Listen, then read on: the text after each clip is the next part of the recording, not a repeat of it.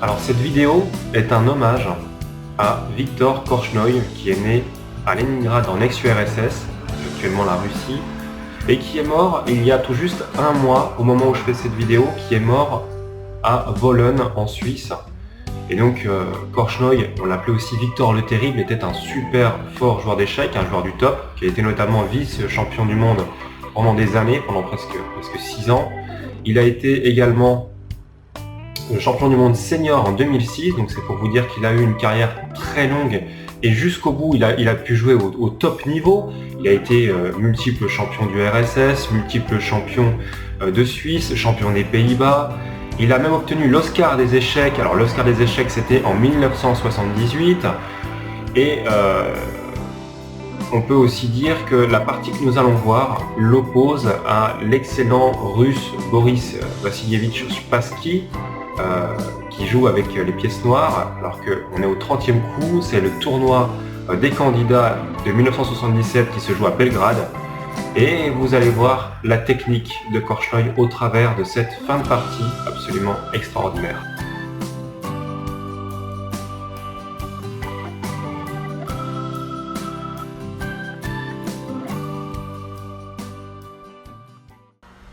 Donc dans cette position, on constate que les blancs comme les noirs ont des pions passés extrêmement dangereux. Alors les noirs, c'est le pion D2, qui a une case de faire promotion ici. Et les blancs, c'est le pion en C7 qui est également à une case de faire promotion.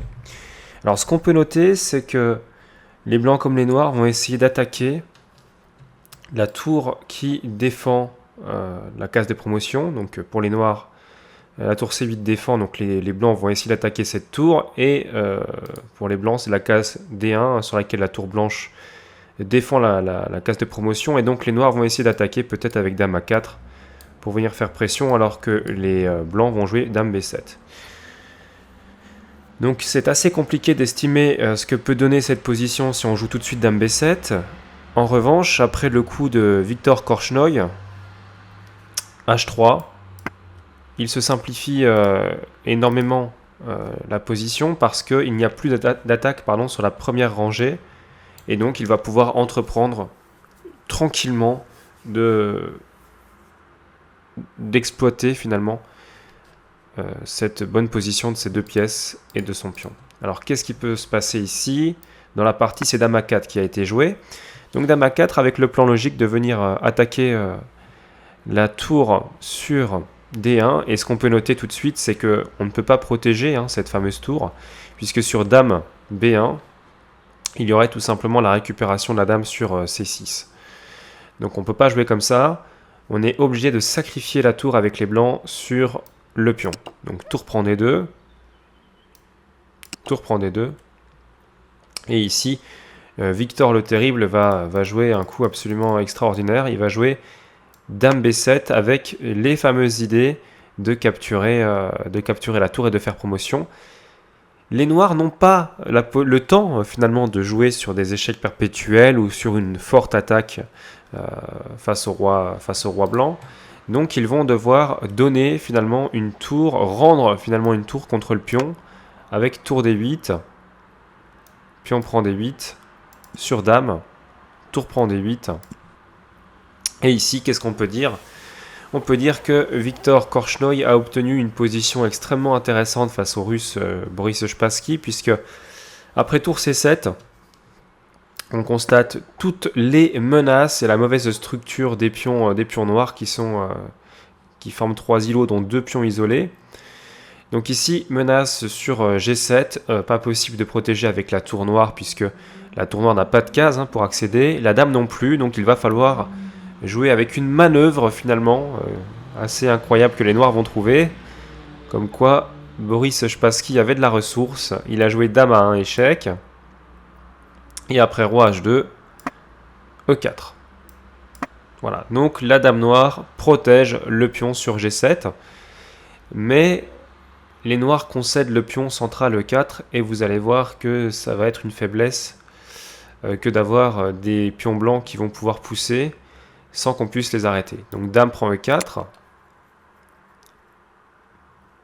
Et ici, les noirs protègent le tout avec dame F6 pour retirer un petit peu toutes les cases blanches de la dame blanche qui pouvait se rendre peut-être sur F5 ou sur E6.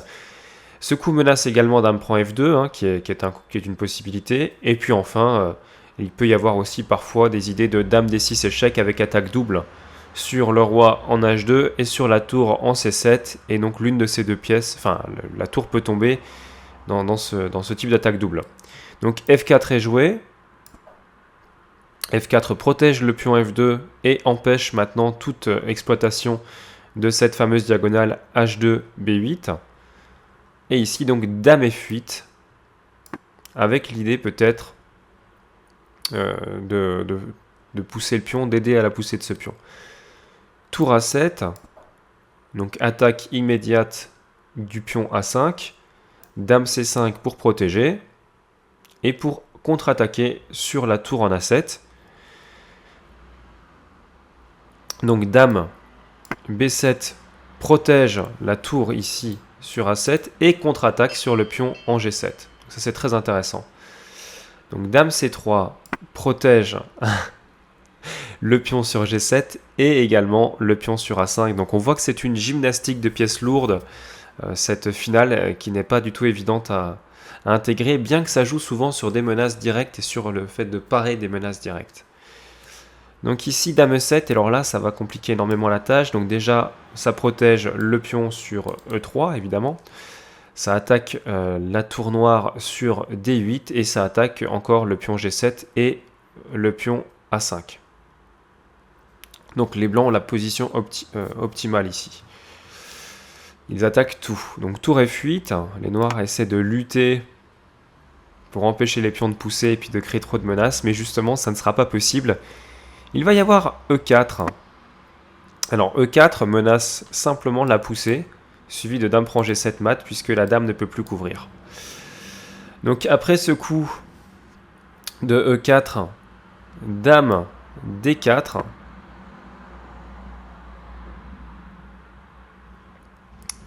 Et ici, on peut voir par exemple ce qui se serait passé sur tour prend F4. Alors je vous laisse chercher le coup qui tue pour les blancs ici. Bon, j'estime que vous avez eu le temps nécessaire pour trouver ce coup. Et bien tout simplement E5 avec la menace cette fois-ci dame prend G7 qui ne laisse d'autre choix aux noirs finalement que de sacrifier leur dame sur le pion en E5. Donc dame D4 est joué pour éviter ça. Ici F5. Alors on aurait pu jouer tour prend A5, mais pourquoi c'est pas bon? Puisque sur tour prend A5, il y a une variante de nullité après tour prend F4, puisqu'on n'a plus la menace de mat sur G7. D'accord, donc E5 ne donne plus rien ici. Donc là, cette fois-ci, on obtient une position très proche de l'égalité. Alors, on évite ça en jouant F5. Donc le pion est protégé, on peut maintenant menacer tour prend A5. Donc H5, les noirs essaient de créer des menaces aussi de leur côté. Peut-être prendre la case H4 et essayer de faire des échecs perpétuels avec dame F4, dame C1, etc. On peut voir ce genre d'idée. Ça peut être intéressant. Donc tour prend A5, les blancs ne s'en soucient pas trop. Dame D2, et là maintenant on constate les attaques de perpétuels qui peuvent arriver. Donc tout simplement en faisant dame F4 échec, dame C1 échec, etc. Et si G3, il y aurait dame F2, dame F1, etc. Donc, coup fort des blancs ici. Korchnoi va trouver l'excellent coup de dame qui protège tout. Dame E5, donc protège la tour A5, protège la case F4 donc pour les perpétuels possibles, et attaque sur G7. Donc vraiment, c'est le coup parfait. Ici, les noirs vont répondre par dame G5. Il faut protéger à la fois G7 et F6, la poussée F6. Et tour A6. Et alors là, la menace, elle est assez claire, c'est de jouer tour G6. Et tour G6 qui va attaquer à la fois la dame et menacer G7. Ok, donc tour F7 pour protéger la case G7. On pourra jouer roi H7 si tour A8 est joué. Tour G6, dame D8. On protège la 8e rangée qui peut être ça peut être intéressant parce qu'on peut essayer de pénétrer avec la dame peut-être sur la 8e et de trouver du jeu. Et ici, donc, il y a un coup très fort pour les blancs. Je vais vous laisser le chercher pendant quelques secondes. Donc c'est le coup qui fait éclater littéralement la position noire et dans le cas d'échange, qui fait rentrer dans une finale gagnante. Vous allez comprendre pourquoi.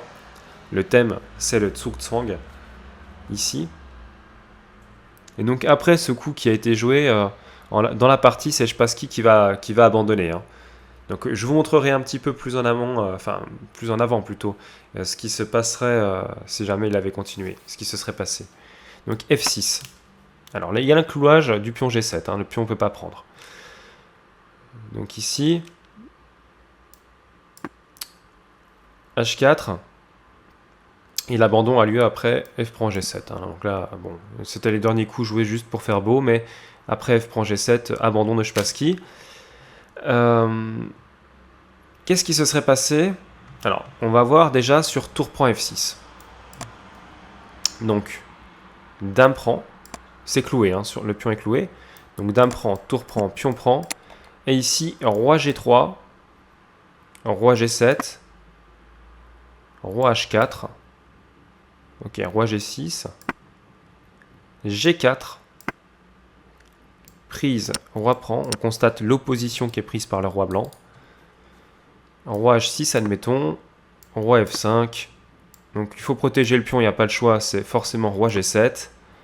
Roi E6, roi G6, et là vous allez voir une petite manœuvre qui va créer un Zugzwang. H4, roi G7, H5, et il n'y a plus de casse pour le roi noir, donc on va capturer le pion F6 et pousser le pion E à dame. Donc cette petite finale est assez sympathique, et Korchnoi il avait donc calculé en partie. Hein. Donc F6, H4 a été joué par Spassky justement parce que Spassky s'est rendu compte que ça ne tenait pas, cette variante. Et après, la prise sur G7. Alors, puis on prend G7. Pourquoi Spassky abandonne? Tout simplement parce que, par exemple, si tour E7 est joué, on va voir cette variante, il peut y avoir dame F4 avec le plan finalement assez simple de faire dame H6 et de faire dame H8 échec suivi de dame, peu importe, enfin, tout est gagnant ici. Donc dame C7 peut-être pour échanger les dames et tout simplement dame prend C7, tour prend C7. Et ici, le roi qui va venir en jeu, le roi blanc qui va venir en jeu avec roi G1, roi F2, roi F3, etc. Pour, on va capturer le dernier pion noir et puis pousser les pions à dame, tout simplement. Voilà pourquoi donc Spassky a abandonné. Donc c'est la fin de cette vidéo. J'espère qu'elle vous a plu. Ça m'a fait vraiment plaisir de vous faire cette vidéo en hommage à l'excellent Korchnoi, Victor le Terrible, Victor Korchnoi. Et donc... je voudrais remercier toutes les personnes qui m'ont soutenu pour avoir ces 4000 abonnés. Je voudrais vous dire merci vraiment du fond du cœur de nous soutenir comme ça sur les lives et dans les commentaires de cette dernière vidéo spéciale 4000 abonnés. Ça m'a vraiment fait énormément plaisir de voir tout ce soutien-là. Quant à moi, je vous souhaite vraiment à tous de rapides progrès. On va bosser ensemble pour obtenir les meilleurs résultats.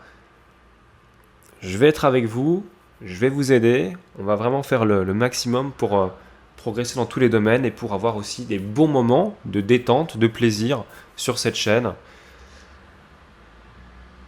Pour ceux qui sont nouveaux, qui découvrent la chaîne, n'hésitez pas à vous abonner pour avoir accès aux nouveautés, à tout ce qui se passe, aux lives, etc. N'hésitez pas non plus à mettre un pouce vers le haut si ce type de vidéo vous plaît, si cette vidéo vous a plu. Et puis un commentaire, ça fait toujours vraiment plaisir, c'est un soutien vraiment très important pour la chaîne et qui vraiment me booste à mort pour obtenir toute la motivation et l'énergie nécessaire pour mener à bien toutes ces vidéos et ces lives. Donc merci encore du fond du cœur à vous tous pour votre soutien. À bientôt.